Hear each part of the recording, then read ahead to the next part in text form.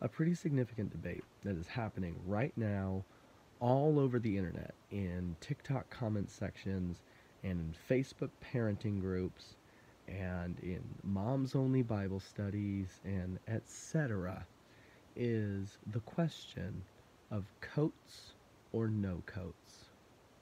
And what I mean by that is, um, if you've got older children, let's say high school, junior high, older elementary, old enough to dress themselves, the likelihood is, as the temperatures begin to dip into the 30s, the 20s in the morning, you're going to have the debate with your kid, put a coat on. It's cold outside. And they're going to say no, or they're going to want to wear a thinner than needed, necessary, or shorts, or they're not going to wear their boots or something of that nature because they don't want to, because it won't match their outfit, because of whatever reason, they're not going to want to do it. And the question is, as a parent now, do you force them against their will to take their coat anyway, to wear it, or do you let them suffer the consequences of the decision that they are making? Do you let them try to learn the lesson themselves the hard way? And it splits the parenting community right down the middle of yes and no. It's contextual, circumstantial, know your kid, useless advice like that. And there's several key elements of it that are at play. The first is, how will people perceive me as a parent if I do or don't?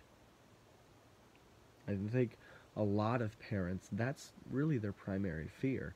Am I going to get reported to CPS if you live in California like I used to? Am I going to get reported to CPS if I don't supply my kid with a coat on a cold winter morning? Things of that nature. What are the neighborhood mom Zillas going to think as they see my kids standing on the corner waiting for the bus with no coat on and an inch of snow on the ground? We think that a lot. The second thing is, how do I properly care for my kid? Is it better for them to just be cold because that's the decision they made? Or is it better for them to be made to do the right thing instead? And then the next thing is, this is actually a window for the question of morality. Because we ask all the time, why does God allow certain things to happen? Palestinian militants killing children and women. Why does God allow World War II? Why did God allow the Holocaust? And at the same time, we're speaking out of the other side of our mouth when we criticize God for his judgment against the Canaanite peoples that is exercised by the Israelites, in which they are told, kill them all, because their evil is so abhorrent in the eyes of God. And so, on the one hand, we want God to put a stop to evil, but on the other hand, we don't want God to interfere with our plans. On the one hand, we want, it is really a matter of, sometimes we're thinking about God in terms of a parent to us. Why didn't he take care of me the way I feel like I deserve? But we also think about God in terms of a rebellious teenager who doesn't want to wear their coat on a cold morning. Of, why don't you just let me do what I want to do? And we can't decide which we want because of the fact that we want to be able to have both of these things at the same time, even though they are clearly competitive goals with one another.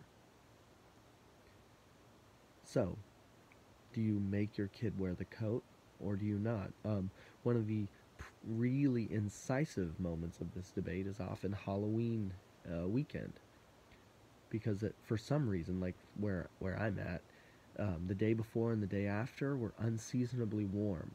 The night of Halloween, freezing cold.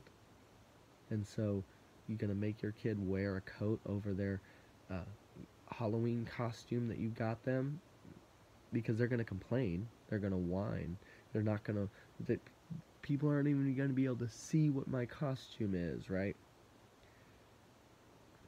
Do you make them? Or do you let them experience the consequences of their actions? Or, I think in a lot of ways, what a lot of us as parents, especially me being a dad, something that we often do is that I keep a sweater and a coat in the trunk of my car because I know sooner or later one of the women in my life is going to need it. And so occasionally I'll let them experience the consequences of their decision making with the outfit that they have worn until they get to the point where they no longer can tolerate it and I have the solution readily available for them. Every boyfriend has also experienced their girlfriend, their fiance, or their young bride went out in a shirt or a skirt or something of that nature that is not necessarily climatized to the environment, and sooner or later she's going to have your coat and you're not going to have a coat. She's going to be wearing your sweater and you're not going to have a sweater. And it's an important moment as a man when you begin to realize that when we go out, I don't need one, I need two, because I know I am going to need one, and I know she's going to need one, whether or not she realizes it or not, in advance. And so, on the one hand, there's an important moment that takes place as a parent when you begin to think about ways to provide the things for your kid without them realizing that you've been providing for them. And I think that that is a necessary window also into the nature of God in the way that He cares for us, that He does allow us to experience the consequences of our own actions. And He also provides for us a means for us to escape those consequences occasionally for our well-being.